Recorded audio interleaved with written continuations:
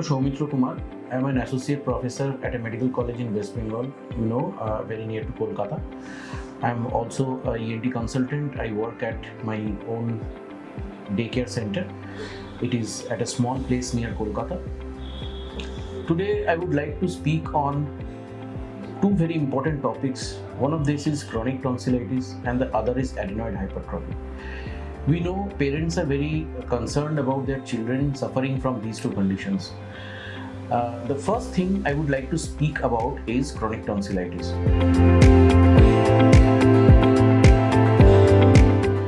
Now, to me, chronic tonsillitis is actually a myth. There is nothing called chronic tonsillitis.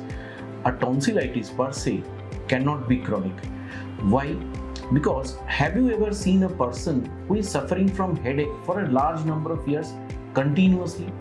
Have you ever seen a person suffering from pain in the leg for a large number of years continuously? Similarly, somebody cannot have a pain in the tonsils or in the throat or a throat discomfort, that is discomfort while eating, for a large number of years or say for a few months continuously. The problem is always intermittent. So, if it is intermittent, why should we call it a chronic thing? A chronic thing means somebody who has been living with it for a long time continuously. That is why in the textbooks of ENT, recently they have changed the perception from chronic tonsillitis to something called recurrent acute tonsillitis. So that is what is actually happening to the person, to the child or to the patient. Some adults also suffer from it. That they are suffering from acute tonsillitis. Now what is acute tonsillitis? Acute tonsillitis means there will be inflammation of the tonsils. There are two small glands on the inside of the throat, just behind the tongue, on both sides of the throat. These glands become inflamed. What are the signs of inflammation? Inflammation will take the form of redness. There will be redness or erythema, which we call around the tonsils or over the tonsils. There will be pain in the tonsils. It may be at rest or it may be while taking some food, that is during deglutition, which is also called odynophagia. And there will be fever. There may be constitutional symptoms like fatigue, loss of appetite, a general inability to do daily work like these. So these are the signs and symptoms of acute tonsillitis. A person may be very prone to acute tonsillitis, that is, he may be suffering from acute tonsillitis very frequently. Now, how frequent is called frequent? That is the question, because somebody who has suffered a tonsillitis once in 4 years will always may tell you that I am suffering from it very frequently, and somebody who is suffering from it every month may tell you, no, I only get the tonsillitis once in a while. It is nothing to worry about, doctor. So the concept changes from person to person. Every person has his own criteria of saying what is frequent and what is infrequent. That is why we have to have a timeline or a guideline of our own. What guideline do we have? There is a particular criteria which we follow. The criteria is the number of acute episodes of tonsillitis is 7 times in the last 1 year, or that is the preceding year. 5 times each year for the last 2 years, or 3 times each year for the last 3 years. If a person or a child fits into this criteria, then we say that this person is probably a candidate for tonsillectomy. Tonsillectomy is the removal of the tonsil. Because if somebody is suffering from 7 episodes of acute tonsillitis in the last year, 5 episodes every year for the last 2 years, or 3 episodes every year for the last 3 years, he is probably getting more antibiotics and different medicines very frequently, which is actually harming his system and his body. So in these cases, we have to remove the tonsils because the tonsils are getting inflamed or infected very frequently. Now, this is almost the sole criteria for doing tonsillectomy in infective conditions. But there is another indication of tonsillectomy or the removal of tonsils, that is obstruction. New concept is that there is something called obstructive sleep apnea. We can see some children, they are not sleeping well, they are snoring, and they are not completing their sleep on time, and in the daytime they are getting fatigued or sleepy, and they may get irritable. This condition is called obstructive sleep apnea, and if the child fits the conditions or the diagnostic criteria for obstructive sleep apnea, we have found that removal of the tonsils and adenoids removes 100% of obstructive sleep apnea in pediatric patients or in children. So this is the obstructive indication of tonsillectomy.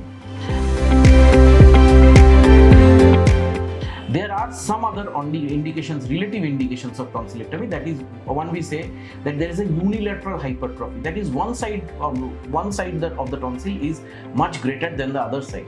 But this has to be taken with a pinch of salt. Previously, we used to think that this may be due to a condition called lymphoma. Now, if there is a lymphoma, the patient will have also swelling on the outside of the neck. That is, he will have lymph node swellings.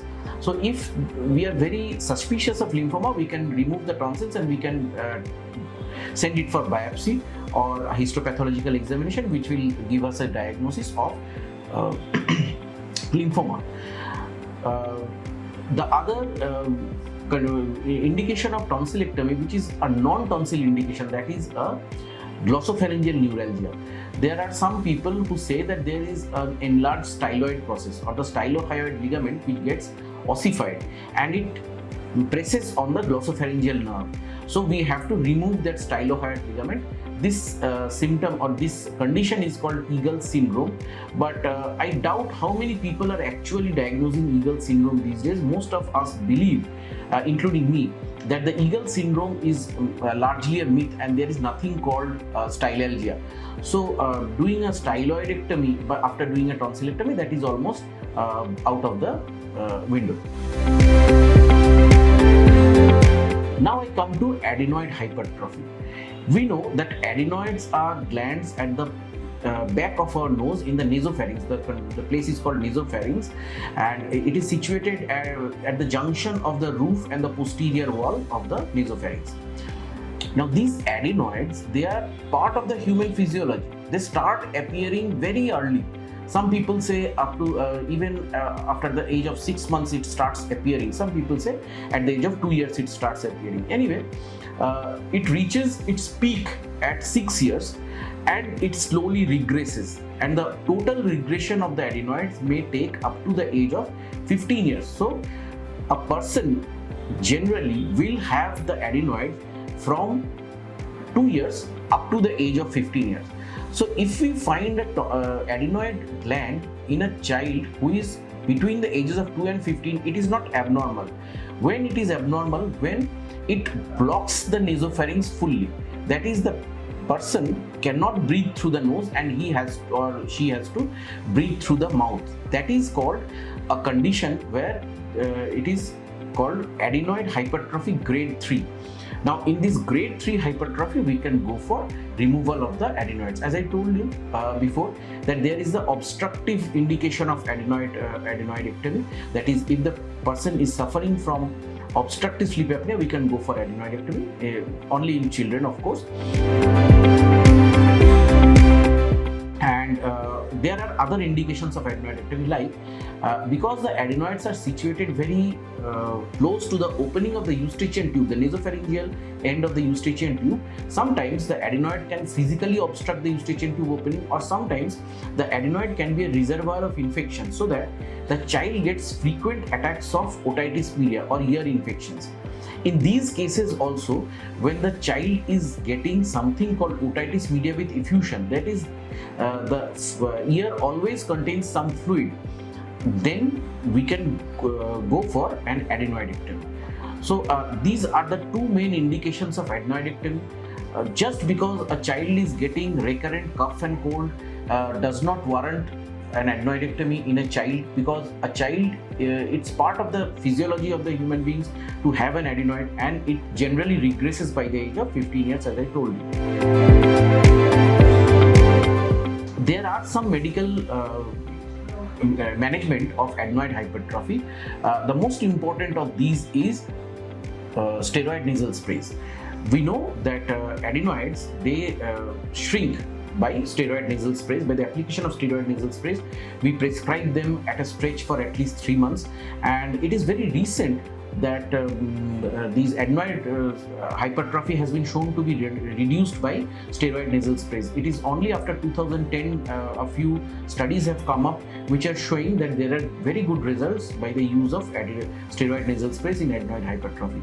So there are not many other medical treatments for adenoid hypertrophy. Antibiotics don't help. Antihistamines or the oral decongestants, oral steroids, they also have not been shown to of great help to people with adenoid hypertrophy. When should the parents be concerned that the child is suffering from adenoid hypertrophy? One is when the child has suddenly become inattentive. The performance, the school performance of the child suddenly deteriorates out of the blue without any apparent reason. Then you can think that probably the child is hearing less. That is, he is having some fluid in the middle ear, and we have to check for the fluid in the middle ear, and then we have to see whether the adenoids are also enlarged. Or probably the child is not getting enough sleep at night, for which he feels sleepy in the daytime during the school time, and he easily gets distracted, the concentration is less, and probably that is why his school performance is being hampered. So these are the conditions when the parents should be very alert, and they should bring to the child to the ENT consultant or the surgeon to assess them for adenoid hypertrophy mainly. But there is no reason for alarming concern, because very few children are getting operated for tonsils and adenoid these days. If you look back at 60s and 70s, a lot of tonsillectomy operations were done, and these days probably less than 1% of those numbers are being done. So the tonsillectomy and adenoidectomy operation is on the wane, and very few operations are done today, and most of the children, they get better by medical management. But of course, if the medical management fails, or if the child is showing some signs where we have to take urgent action, we go for tonsillectomy and adenoidectomy. So thank you.